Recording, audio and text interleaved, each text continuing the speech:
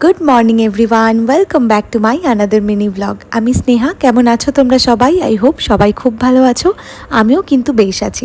তো আজ সকালবেলা ঘুম থেকে উঠেই দেখলাম বেশ বাইরে ঝমঝম করে বৃষ্টি পড়ছে। এরকম বৃষ্টির ওয়েদার পেয়ে বাবি বেশ অনেকক্ষণ আজকে ঘুমিয়েছে। তো প্রায় 11টা নাগাদও ঘুম থেকে উঠেছে। তারপর ওকে ফ্রেশ করিয়ে ব্রেকফাস্ট করিয়ে আমি আর মা বসেছি দুজন 2 কাপ চা নিয়ে। আর এই টোস্ট বিস্কিটটা আমার বেশ ভালো লাগছে কয়েকদিন ধরে, তাই জন্য বাবা কালকে রাত্রিবেলা এই বিস্কিটটা এনেছে।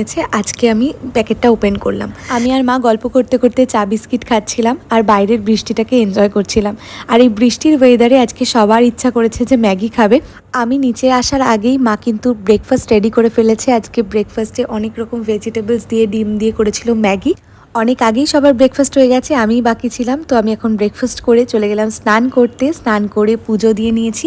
এনিওয়ে, ফ্রিজে কয়েক টুকরো চিকেন ছিল, তো আমি ভাবলাম আজকে সন্ধেবেলাতে কফির সঙ্গে খাওয়ার জন্য কিছু একটা বানাবো। এদিকে চিকেনটাকে ম্যারিনেট করে কয়েক ঘন্টার জন্য ফ্রিজে রেখে দিয়েছিলাম আর বাবিকেও লাঞ্চ করিয়ে দিয়েছিলাম। সন্ধেবেলা এবার চিকেনগুলোকে ফ্রাই করতে বসিয়েছি। আর আজকের যে রেসিপিটা বানাচ্ছি সেটা কিন্তু অলরেডি আমি ফেসবুক, ইনস্টাগ্রাম আর ইউটিউবে আপলোড করে দিয়েছি রেসিপিটা। তোমরা চাইলে চেক আউট করতে পারো। বিষয়টা kind of chicken pakora, but নামটা একটু ডিফারেন্ট আর বানানোর পদ্ধতিটাও একটু ডিফারেন্ট। এরকম বৃষ্টির ওয়েদার হলেই আমার ফ্রাইড আইটেম খাওয়ার খুব ক্রেভিংস হয়। যাই হোক, চিকেন পপকর্নগুলোকে ফ্রাই করার পর আমি একদিকে কফি বসিয়ে দিয়েছিলাম।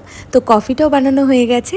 এই কফির সাথে চিকেন পপকর্ন দিয়ে ভীষণ ভালো লাগছিল, সাথে একটু মেয়োনিজ নিয়েছিলাম। কিছুক্ষণ পর খেলাম একটা আইসক্রিম। আর ডিনারটা আজকে খুবই সিম্পল ছিল। So that's it for today.